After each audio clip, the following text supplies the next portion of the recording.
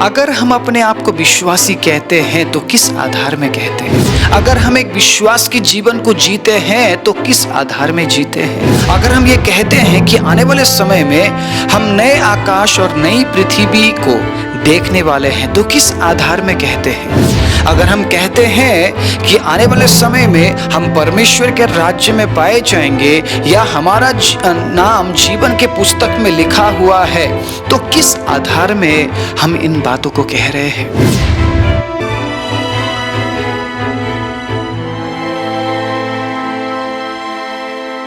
आप सभी को जय मसीह की। प्रभु यीशु मसीह के नाम से मैं आप सभी का स्वागत करता हूं आज के वचन के लिए। परमेश्वर के प्रिय अजीजों, अगर हम अपने आप को विश्वासी कहते हैं तो किस आधार में कहते हैं?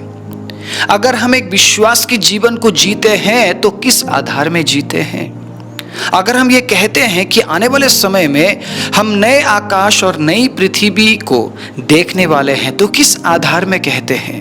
अगर हम कहते हैं कि आने वाले समय में हम परमेश्वर के राज्य में पाए जाएंगे या हमारा नाम जीवन के पुस्तक में लिखा हुआ है तो किस आधार में हम इन बातों को कह रहे हैं?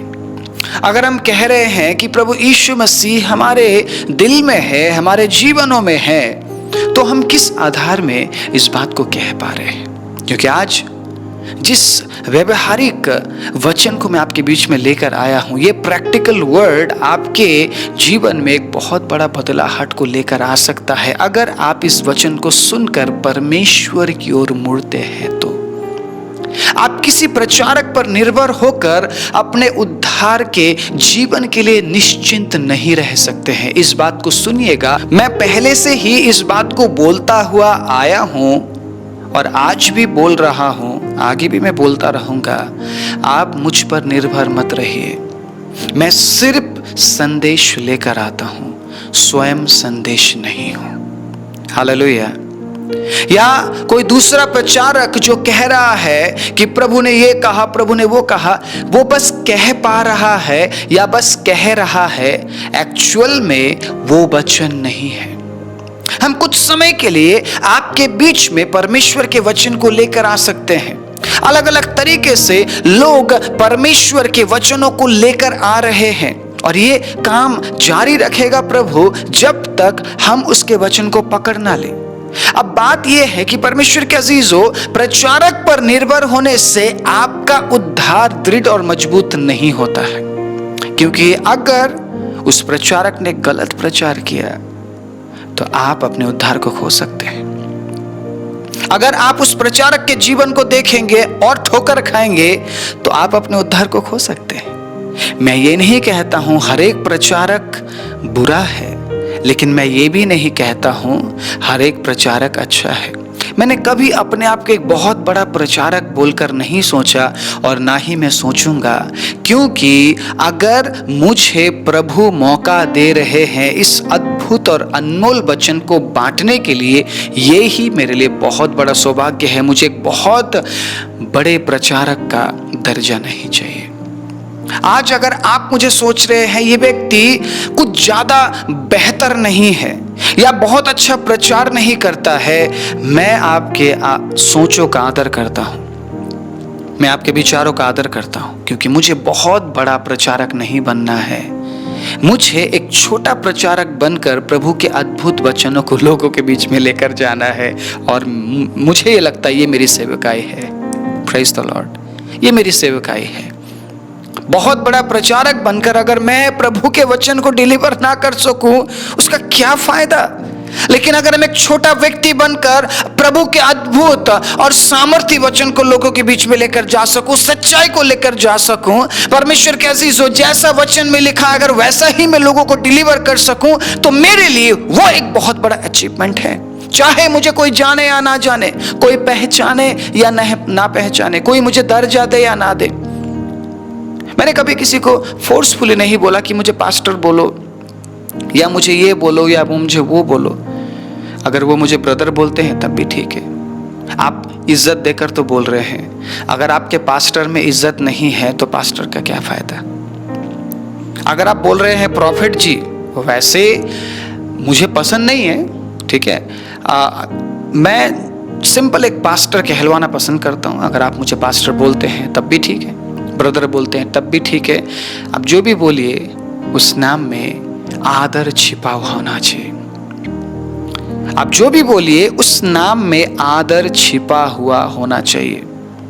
आप बहुत बातें बोल रहे हैं उस व्यक्ति के लिए, लेकिन आपके अंदर उस व्यक्ति के लिए थोड़ा भी आदर नहीं है, उस नाम के पीछे थोड़ा भी आदर नहीं है, तो उसका कोई मतलब नहीं बनता है। परमेश्वर के अजीजों, अगर मान लीजिए एक व्यक्ति ये कह रहा है कि मुझे प्रॉफिट बोलो, मैं प्रॉफिट हूं, आप भी बोल रहे हैं प्रॉफिट जी, आप बोल रहे हैं पिताजी, आप बोल रहे हैं अपोस्टल जी, लेकिन उन नामों के पीछे अगर आपके अंदर परमेश्वर के अजीजों आदर नहीं है, तो क्या फ़ायदा प्रॉफिट बोलकर या क्या फ़ायदा पास्टर बोलकर। अगर आप मुझे ब्रदर बोलते हैं, अगर आप मुझे भैया बोलते हैं, अगर आप मुझे भाई बोलते हैं, अगर उस नाम के पीछे परमेश्वर के अजीजों आपके अंदर आदर है मेरे लिए, मैं ग्रहण करूंगा आप जो भी मुझे बोलते हैं। इससे फ़र्क नहीं पड़ता है कि आप मुझे क्या बोल रहे हैं, फ़र्क इससे पड़ता है जो वचन मैं आपके बीच में लेकर आ रहा हूँ, क्या उन वचनों को आप ग्रहण कर पा रहे हैं, क्या उन वचनों के जरिए परमेश्वर के अजीजों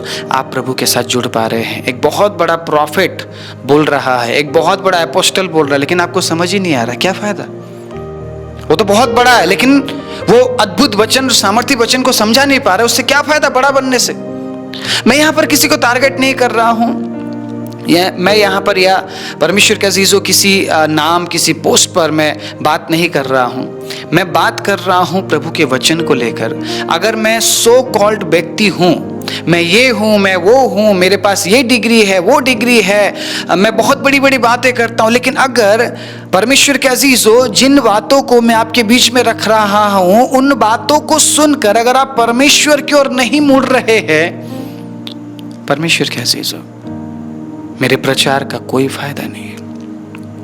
ना ही सुनने वालों को कोई फायदा है और ना ही मुझे फायदा है जो मैं बातें आपको बोल रहा हूं। एप्लीकेबल नहीं है, आप ग्रहण ही नहीं कर पा रहे, उसका क्या मतलब है फिर। अगर यूहन्ना ने प्रचार किया तो यूहन्ना ने अपने बारे में प्रचार नहीं किया कि मैं कौन हूं, मैं कितना बड़ा हूं। यूहन्ना ने प्रचार किया, मन फिराओ, स्वर्ग का राज्य निकट है। हालेलुया। यूहन्ना ने अगर लोगों को चेतावनी दिया तो इस बात के लिए चेतावनी दिया कि अगर तुम्हें स्वर्ग में जाना है तो तुम्हें पाप करना छोड़ना पड़ेगा, तुम्हें अपने मनों को फिराना पड़ेगा, जिस काम को तुम कर रहे हो उस काम को करना तुम्हें छोड़ना पड़ेगा। क्या आज इस प्रकार का प्रचार आपके बीच में आ रहा है? सो कॉल्ड व्यक्तियों से क्या आप कुछ इस तरीके के वचन को सुन रहे हैं? मन फिरा, स्वर्ग का राज्य निकट है। या आपके बीच में अलग अलग तरीके से बस ये लाया जा रहा है कि बस प्रभु आपको ये बनाना चाहता है, प्रभु आपको वो बनाना चाहता है। प्रभु आपको चाहे कुछ भी बनाना चाहे, सुनिएगा इस बात को, अगर आपका मन ना फिरे तो क्या फायदा। वो बन भी जाए, आप ये बन रहे हैं, आप वो बन रहे हैं, आप ऐसा कर रहे हैं, वैसा कर रहे हैं, लेकिन मन नहीं फिराया आपने। मन अभी भी संसारिक है, मन अभी भी अभिलाषी है, मन अभी भी चंचल है, मन अभी भी अशुद्ध है, अपवित्र है। मन में कोई काम नहीं हो रहा है, सिर्फ बाहर बाहर बदलाहट है, बाहर सिर्फ चेंजेस है। पहले दिखने में अलग थे, अभी आप दिखने में अलग लगते हैं, सिर्फ बाहर ही बाहर चेंजेस है, अंदर चेंज नहीं हुआ। तो प्रभु का आना तो व्यर्थ है ना, प्रभु का आना व्यर्थ है। इसलिए आज इस प्रैक्टिकल वचन को मैं आपके बीच में लेकर आया हूं। परमेश्वर के अजीजों, अगर आप खुद को मसीह कहते हैं और आपने एक बार भी इस बाइबल को खत्म नहीं किया है, तो मैं आपसे पूछ रहा हूं, आप किस प्रकार के मसीह हैं? आप कौन से मसीह जीवन को जी रहे हैं? आप प्रचारक पर निर्भर होकर जी रहे हैं? मत्ती 7 का 7 एक व्यक्ति आकर आपको समझाएगा और आपको समझ आ जाएगा? क्या ये जिम्मेदारी आपकी खुद की नहीं कि मैं पहले पढ़ लूं? मत्ती 7 का 7 उसमें क्या लिखा है? क्या ये आपकी जिम्मेदारी नहीं बनती है? मत्ती 6 उसके 33 में क्या लिखा है कि मैं पढ़ लूं? समझ ना आए तो अलग बात है कि कोई है हमें हेल्प करने के लिए, लेकिन मेरी जिम्मेदारी बनती है कि वचन में क्या लिखा है पहले मैं उस बात को पढूं, ताकि कोई मुझे भरमा ना पाए। आपने कभी ये पढ़ा ही नहीं, 2 तीमुथियुस 3 उसके 16 में क्या लिखा है अगर एक व्यक्ति आकर कहे कि वचन इसने लिखा, उसने लिखा है, कुछ इस तरीके से लिखा गया, उस तरीके से लिखा गया, आप मान लेंगे, आप नया रेवलेशन करके मान लेंगे। आज बहुत से अभिषिक्त लोग भरमाए जा रहे हैं क्योंकि उनके पास वचन नहीं है। वो हमेशा लोगों के शिक्षाओं पर जीते रहे, उनका आधार लोगों का शिक्षा बन गया या सिस्टम बन गया, संस्था उनका परमेश्वर के अजीजों उद्धार का आधार बन गया, और आज वो प्रभु में नहीं है। बहुत से लोग प्रभु में है ही नहीं। मुझे दुख इस बात का है परमेश्वर के अजीजों कि वो सब कुछ करने के बावजूद भी आज वो प्रभु में क्यों नहीं है। उद्धार के जीवन को उन्होंने क्यों खो दिया? क्योंकि वो किसी पर निर्भर रहे। उनका आधार किसी का टीचिंग था, उनका आधार परमेश्वर के अजीजों किसी का प्रचार था। और जब उस व्यक्ति ने ठोकर खाया, जब उस व्यक्ति को पता चला अरे यार प्रचार तो झूठा है, मैं क्या कर रहा था अभी तक, प्रभु को छोड़कर चला गया, कुछ और ही करने लगा।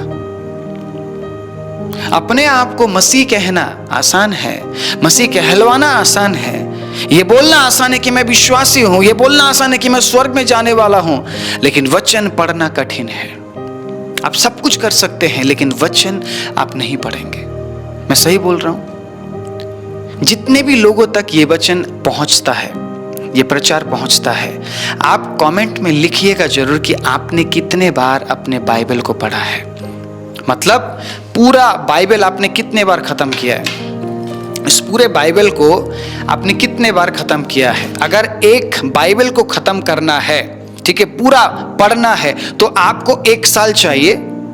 उस 1 साल के अंदर अगर आप हर दिन 4 चैप्टर को पढ़ते हैं, अगर आप आधा घंटा बाइबल पढ़ने के लिए बिताते, चाहे सुबह या शाम, आप पूरे साल में एक बाइबल को खत्म कर सकते हैं।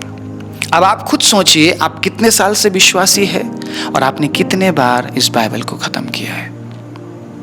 बहुत से लोगों के लिए कितना आसान है ना ये बोलना, मैं प्रचारक थोड़ी ना हूं, मैं क्यों बाइबल पढूं, मैं प्रचारक थोड़ी ना हूं। बाइबल पढ़ना उनका काम है जो प्रचारक है।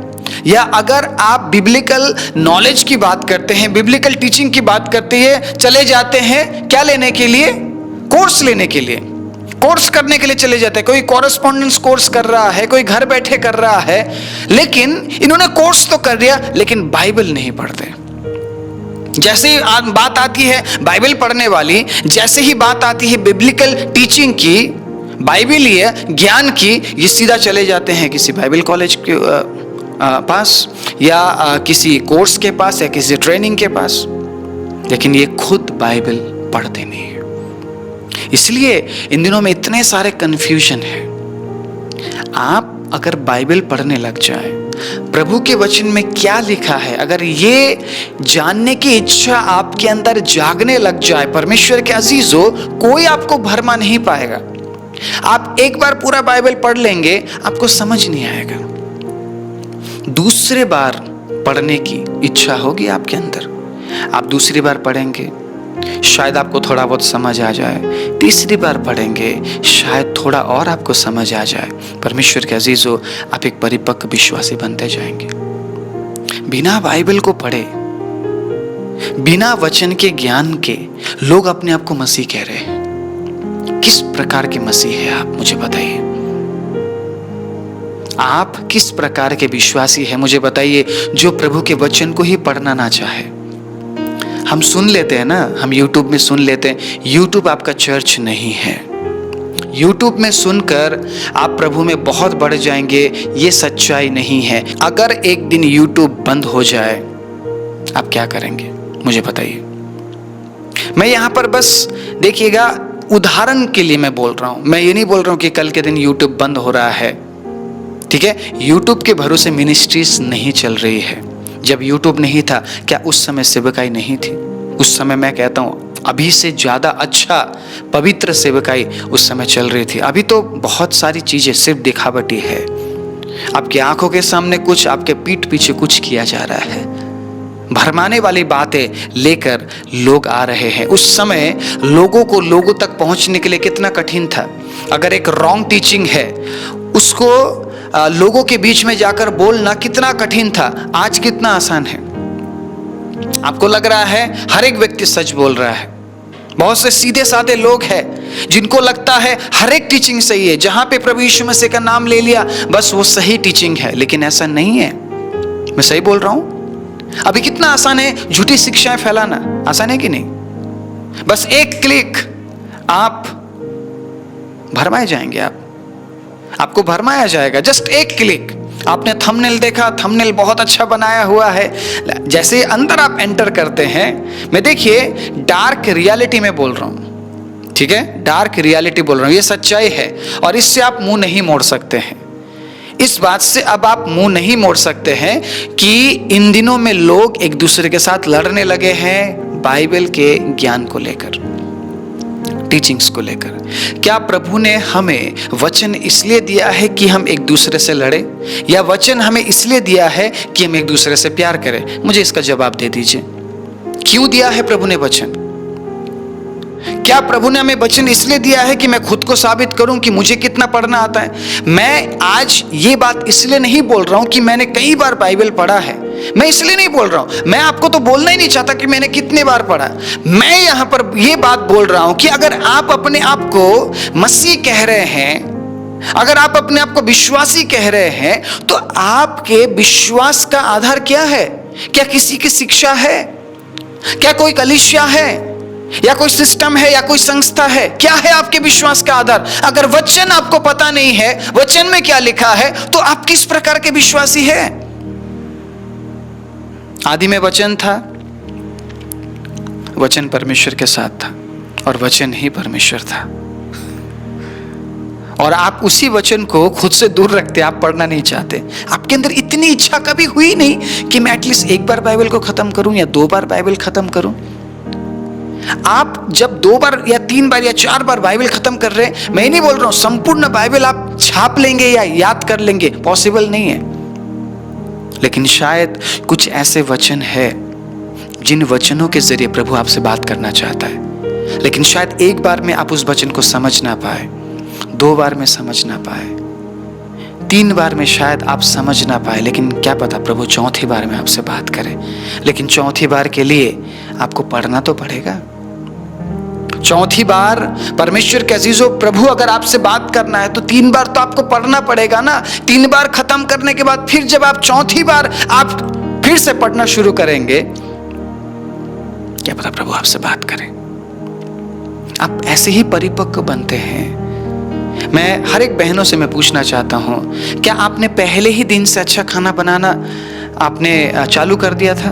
पहले ही दिन से, जिस दिन शायद आपके मम्मी ने या पापा ने या किसी ने भी आपको सिखाया खाना कैसे बनाया जाता है, या जो मेरे भाई लोग कुकिंग करना पसंद करते हैं, खाना बहुत इंपॉर्टेंट है ना। खाना नहीं बनाएंगे पेट नहीं भरेगा, पेट नहीं भरा तो शरीर काम नहीं करेगा और हम जिंदा भी नहीं रहेंगे। उसी प्रकार वचन भी आत्मिक भोजन है, वचन भी आत्मिक भोजन है। अगर आपको किसी ने पहली बार खाना बनाना सिखाया या खाना सिखाया, ठीक है, खाना सिखाया, तो ये बहुत वो वाली बात हो जाएगी, हम बचपन में पहुंच जाएंगे। हम चलो खाना बनाना सिखाया, इस बात को लेकर हम बात करते हैं। क्या उस दिन से ही परमेश्वर के अजीजों आपने बहुत अच्छे तरीके से खाना बनाना शुरू कर दिया था? आपने मिस्टेक्स नहीं की, आपने गलती नहीं की। क्या आपने एक बार गलती की तो क्या उसे छोड़ दिया आपने खाना बनाना छोड़ दिया? आज अगर आप टेस्टी खाना बनाते हैं, जितनी भी बहनें अभी मुझे सुन रही है या जितने भी भाई लोग जो मुझे सुन रहे हैं, अगर आज आप टेस्टी खाना बना पाते हैं, ये आपका मेहनत है, कसरत है, हर दिन का प्रयास है। आज आपने मिस्टेक किया और आपने सीखा कि कल मुझे मिस्टेक नहीं करना है, फिर कल आपने बनाया तो सही। 100वें बार शायद आपने अच्छा बनाया होगा, या 10वें बार में आपने अच्छा बनाया होगा, या 40वें बार में आपने अच्छा बनाया होगा। पूरी जिंदगी एक इंसान खाना बनाता है, जब तक जीता है उसे भोजन की जरूरत है और उसे बनाना पड़ेगा। बहुत से माँ बाप ऐसे जो बुजुर्ग होते हैं, बच्चे छोड़ देते हैं उनको, तो क्या माँ बाप भूखे रहेंगे? नहीं, वो बुढ़ापे में भी खाना बनाते खाते हैं, क्योंकि उन्हें जीना है, यही जिंदगी है। अगर आप नहीं खाएंगे तो आप नहीं जी पाएंगे, और आपके भूख के लिए आपके हाथ काम करते हैं और आप खाना खाते हैं और आप जीवित रहते हैं। किसी ने आपको वचन पढ़ना सिखाया, आपको बोला कि यहाँ पढ़ो, हर दिन पढ़ेंगे तभी तो वो मैच्योरिटी लेवल बढ़ेगा ना, समझ बढ़ती जाएगी। आप अपने आप को विश्वासी कहते हो, आप कहते हैं कि ये है वो है, ऐसी बात वैसी बात, आप बहुत बड़ी बड़ी बातें करते हैं, लेकिन आपने एक बार भी बाइबल खत्म नहीं किया। एक बार भी आपने संपूर्ण बाइबल को नहीं पढ़ा। एक बार संपूर्ण बाइबल को पढ़ने का मतलब सब कुछ याद हो जाएगा? नो, ऐसा नहीं है। वो बस एक इंट्रोडक्शन आप देख रहे हैं कि किसने लिखा, कहाँ लिखा, कैसे लिखा, किस कलीसिया को लिखा, प्रभु ने ये कैसे बनाया, प्रभु ने कितनी आज्ञाएं दी। जब दूसरी बार आप पढ़ेंगे आपको धीरे धीरे समझ आने लगेगी। बहुत से ऐसे वचन हैं जिनके लिए हम प्रार्थना करते हैं, प्रभु से समझ मांगते हैं। आप खुद सोचिए, बार बार वचन पढ़ने से आप कितने मैच्योर बन जाएंगे। आपने आज क्षमा के बारे में पढ़ा, शायद स्लिप हो गया आपके माइंड से, क्योंकि हमारा माइंड बहुत कुछ सोचता है ना, हमें ये करना है वो करना है, स्लिप हो जाता है। कई बार ये मिस्टेक्स है, हमारी स्लिप हो जाता है, कमजोरी है। अगेन पढ़ते हैं, फिर प्रभु आपसे बात कर रहे हैं क्षमा के बारे में, ठीक है, ओके। फिर स्लिप हो गया, फिर पढ़ रहे हैं तीसरी बार क्षमा के बारे में। अब याद आने लगा है, प्रेज द लॉर्ड, अब याद आने लगा है, अब समझ आने लगी है, प्रभु बार बार मुझसे क्षमा के बारे में क्यों बात कर रहे हैं, मुझे किसी को क्षमा करना है। अब आपका माइंड क्या करने लगेगा, याद रखने लगेगा कि जो विश्वासी है उसका काम क्षमा करना है। Praise the Lord, hallelujah. मैं विश्वास के जीवन को जी रहा हूं, लेकिन अगर मेरे जीवन में क्षमा नहीं है, मैं विश्वास के जीवन को जी रहा हूं और अगर मेरे जीवन में क्षमा नहीं है, तो किस प्रकार का विश्वास का जीवन मैं जी रहा हूं। आप वचन पढ़ रहे हैं, पवित्रता के बारे में आपने पढ़ा। हर दिन कलीसिया में पवित्रता के बारे में नहीं बताया जाएगा, हर दिन प्रचारों में पवित्रता के बारे में नहीं बताया जाएगा, लेकिन अगर आप याद रखते हैं वचन को पढ़ने के बाद, तो आपको पता है, आपके माइंड को पता है, नहीं, प्रभु मुझे पवित्र बनाना चाहता है। आमीन।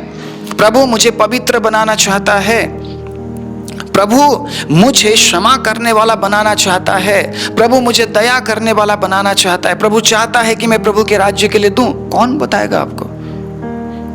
किसी की ड्यूटी है कि आपको आकर बताता रहे। आप निश्चिंत है, आप अपने बाइबल को कभी खोलते ही नहीं है। आपने कलीसिया में बाइबल खोला, बहुत से लोग तो अब बाइबल लेकर भी नहीं जाते, फोन्स में। बहुत दुख की बात है, टैब्स में, बहुत दुख की बात है। और इसी से पता है क्या साबित हो रहा है, आने वाले दिनों में हमारे हाथ में बाइबल नहीं होगा। पढ़ लीजिए, समय भाग रहा है, समय को अब पकड़ा नहीं जा सकता है। एक समय था हमारे पास बहुत समय था, लेकिन अब एक समय ऐसा है हमारे पास समय नहीं है। क्यों? क्योंकि अब जो सेकंड का कांटा है ना, वो फास्ट हो चुका है। जो दिन है वो छोटा हो गया, साल छोटा हो गया, जो घंटे हमें मिलते हैं वो छोटे होते जा रहे हैं, कम होते जा रहे हैं। इसका मतलब क्या है? प्रभु आने वाला है। हालेलुया। इस बात की हमें बहुत खुशी है, हम आनंदित हैं और हम कह रहे हैं कि प्रभु आप जल्दी आइए। लेकिन प्रभु जब आएगा वो क्या देखेगा? हमने एक बार भी बाइबल खत्म नहीं किया। उसी जगह में जितने लोग पढ़ने वाले बच्चे हैं जो मुझे सुन रहे हैं आज, आप अपनी अपनी पढ़ाई करते होंगे, क्या आप अपने किताबों को एक बार भी खत्म नहीं करते हैं? मुझे बताइए। एटलीस्ट आप पूरे किताब को साल में आप पूरा तो देख लेते होंगे ना, शुरुआत से लेकर आखिरी तक क्या है। उस किताब को आप पढ़ रहे हैं जो नाशवान है, ठीक है, उस स्कूल में आप जा रहे हैं जो नाशवान है, उस नौकरी को आप कर रहे हैं जो नाशवान है। आपको पता है कुछ साल के लिए है ये जो मैं कर रहा या जो कर रही हूं, लेकिन आप अनंत जीवन के लिए तैयार हो रहे हैं, आप बाइबल नहीं पढ़ते। मुझे लग रहा कि आप विश्वासी हैं, मुझे बिल्कुल भी नहीं लग रहा है।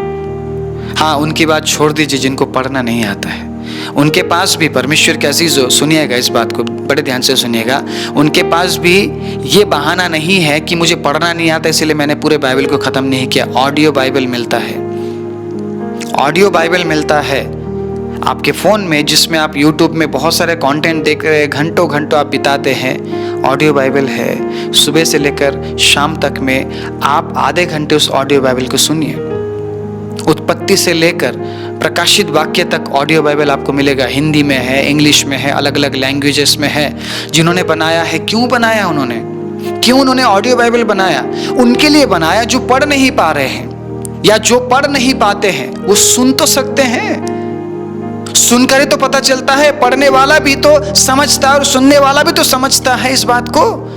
तो प्रॉब्लम क्या है पढ़ने में या प्रॉब्लम क्या है सुनने में? ये हमारी नाकामी है। हम पढ़ना नहीं चाहते। हम उसी जगह में कॉमिक्स पढ़ लेंगे, अलग अलग हास्य किताबों को हम पढ़ लेंगे, लेकिन वचन नहीं पढ़ पाते। क्यों? क्योंकि शैतान नहीं चाहता है कि हम वचन पढ़े। आप वचन पढ़ लेंगे तो आप परिपक्व बन जाएंगे ना। यीशु मसीह ने शैतान के साथ अगर लड़ाई की या शैतान का यीशु ने सामना किया तो वचन से किया। हालेलुया। यीशु मसीह उस दिन शैतान को नाश कर सकते थे ना। बाइबल में लिखा है प्रभु सिर्फ फूंक से खत्म कर सकता है शैतान को। ये शैतान आकर चमक रहा है प्रभु यीशु मसीह के सामने, प्रभु ये कर ले वो कर ले, मैं दे दूंगा ये दे दूंगा। शैतान को पता है दुनिया बनाने वाला परमेश्वर है, फिर भी वो क्या कह रहा है, मेरे सामने झुक तो मैं सब कुछ तुझे दे दूंगा, जिसने बनाया उसी को वापस दे दूंगा करके बोल रहा है शैतान। देखिए कितना ये चालाक है और कितना ये बेशरम है। मैं तो बेशरम कहूंगा इसे। उसी परमेश्वर को बोल रहा है जिसने बनाया है कि मेरे सामने झुक, मैं तुझे सब कुछ दे दूंगा।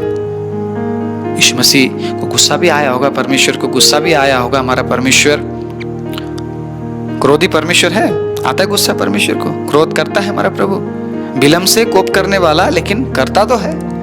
उस समय गुस्सा आया होगा प्रभु को। बोल क्या रहा है ये? क्या बोल रहा है? मतलब मेरे सामने है क्या ये? क्या चीज है? शैतान को भी पता था कि अगर मैं ये बातें बोलूंगा प्रभु मुझे कुछ करेंगे नहीं, क्योंकि समय नहीं आया है। समय नहीं आया है, शैतान को पता है। लेकिन अब शैतान को पता है समय नजदीक है और वो परमेश्वर के लोगों को वचन से दूर रखेगा। आप घंटों फोन में बिता पाएंगे लेकिन आप वचन नहीं पढ़ पाएंगे। ये रियलिटी है और इस बात से आप अपने मुंह को नहीं मोड़ सकते हैं। आप नहीं मोड़ सकते हैं परमेश्वर के अजीजों, सुनिए इस बात को, आप नहीं मोड़ सकते हैं। प्रभु यीशु मसीह ने वचन से सामना किया क्योंकि वचन परमेश्वर है, वचन परमेश्वर था और वचन परमेश्वर के साथ था। सुनिए इस बात को। हालेलुया। सब कुछ टल जाएगा लेकिन ये वचन कभी नहीं टलेगा। जो बातें आज हम पढ़ते हैं सुनते हैं, हालेलुया, प्रभु के वचन से। कुछ बाइबल आयतों को मैं आपके बीच में रखना चाहूंगा। सुनिएगा, 2 तीमुथियुस 3 अध्याय 16 आयत में क्या लिखा है, उसके बाद हम प्रार्थना करेंगे। संपूर्ण पवित्र शास्त्र परमेश्वर की प्रेरणा से रचा गया है और उपदेश और समझाने और सुधारने, समझना पड़ेगा क्या लिखा है, ठीक है, और धार्मिकता की शिक्षा के लिए लाभदायक है। संपूर्ण पवित्र शास्त्र उत्पत्ति से लेकर प्रकाशित वाक्य तक परमेश्वर की प्रेरणा से रचा गया है। आप बिल्कुल भी ये नहीं बोल सकते हैं कि मैं किसी के शिक्षा पर आधारित जीवन जीऊंगा, किसी के शिक्षा पर निर्भर होकर जीऊंगा तो उद्धार पाऊंगा। नहीं, वचन पर निर्भर होना पड़ेगा, वचन आधारित जीवन जीना पड़ेगा। उसके लिए क्या करना है, क्या करना पड़ेगा परमेश्वर के अजीजों? वचन आधारित जीवन जीने के लिए क्या करना पड़ेगा? वचन पढ़ना पड़ेगा और वचन पढ़ने के लिए टाइम देना पड़ेगा, इन्वेस्ट करना पड़ेगा अपने टाइम को। जिस तरीके से आप अपने टाइम को इन्वेस्ट करते हैं, आपको पैसा मिलता है, आप कमाते हैं, या जिस प्रकार आप अपने पैसे को इन्वेस्ट करते हैं और उसके बाद उससे फायदा लेते हैं, उसी प्रकार जब आप अपने समय को वचन के लिए इन्वेस्ट करेंगे तो आपको उद्धार मिलेगा जी। हालेलुया। अनंत जीवन प्राप्त होगा जी। मैंने कभी आपको यह नहीं बोला होगा, अगर आपको पता है परमेश्वर के अजीजों कि मेरे टीचिंग पर आधारित आप जीवन जी लीजिए। नो, मैं कोई टीचिंग लेकर नहीं आ रहा हूं यहां पे, मेरा कोई अपना टीचिंग नहीं है। संपूर्ण पवित्र शास्त्र परमेश्वर की प्रेरणा से रचा गया है और उसी पवित्र शास्त्र को मैं आपके सामने रख रहा हूं और मैं आपको उत्साहित कर रहा हूं, वचन पढ़िए। हालेलुया। मैं इस प्रचार के दूसरे भाग को लेकर आऊंगा, जरूर सुनिएगा। बहुत कुछ और है प्रभु के वचन से आपको बताने और समझाने के लिए। अगर अच्छी लगी है इस वीडियो को शेयर कर दीजिएगा, लाइक कर दीजिएगा। पहली बार आए हैं तो सब्सक्राइब कर लीजिएगा, क्योंकि ऐसे ही प्रचार मैं आप सभी के लिए लेकर आता रहता हूँ। इसलिए अपना प्यार दिखाइएगा परमेश्वर के अजीज़ों, मसीही एकता दिखाइए और इस चैनल को 1 लाख सब्सक्राइबर तक आप पहुंचाइए। ये आप कर सकते हैं। आइए अपनी आंखों को बंद करें। राजाओं के राजा, प्रभुओं के प्रभु, सर्वशक्तिमान जी विद्यालु परमेश्वर, इस अद्भुत और बहुमूल्य समय के लिए हम आपको धन्यवाद देते हैं। इस पृथ्वी में प्रभु लोग अलग अलग कामों को कर रहे हैं और उन कामों को करते समय प्रभु वो प्राउड फील करते हैं कि कोई डॉक्टर है, कोई इंजीनियर है, कोई प्रभु पायलट है। वो अपने अपने कामों में अपने आप को बहुत ज़्यादा प्राउड फील करते हैं और वो ये सोचते हैं मैंने बहुत कुछ कर लिया, ये कर लिया, वो कर लिया। लेकिन आज प्रभु हमारे पास वचन के लिए समय नहीं है। या प्रभु जब हम आपकी उपस्थिति में आते हैं तो उस समय को हम बहुमूल्य नहीं समझ पाते हैं। लेकिन आज मैं खुद के लिए और आपके लोगों के लिए इस बात की घोषणा करता हूँ, हमारे लिए प्रभु आपकी उपस्थिति में बिताया हुआ समय और कहीं के प्रभु हजारों दिन से उत्तम है। प्रभु भव्य समय उनसे उत्तम है पिता। हम सौभाग्यशाली है कि आज हमें ये मौका मिला कि हम आपके वचन से सुन पाए, सीख पाए। जितनों ने प्रभु आज के वचन को एक्सेप्ट किया है और उन्होंने निर्णय लिया है कि वो बाइबल को पढ़ना शुरू करेंगे और वो तब तक पढ़ेंगे जब तक वो जीवित है पिता, जिंदा है। आप उनकी अगुवाई कीजिएगा, आप उनके समझों को प्रभु आप खोल दीजिए पिता। आप उन्हें और ज्ञान और बुद्धि से भर दीजिए प्रभु, ताकि वो परिपक्व बनते जाए और अपने आप को अनंत जीवन के लिए और अद्भुत उद्धार के लिए तैयार करते जाए। सारी महिमा आदर इज्जत जलाल आपको देते हुए प्रार्थना प्रभु यीशु मसीह के नाम से मांगते हैं, आमीन।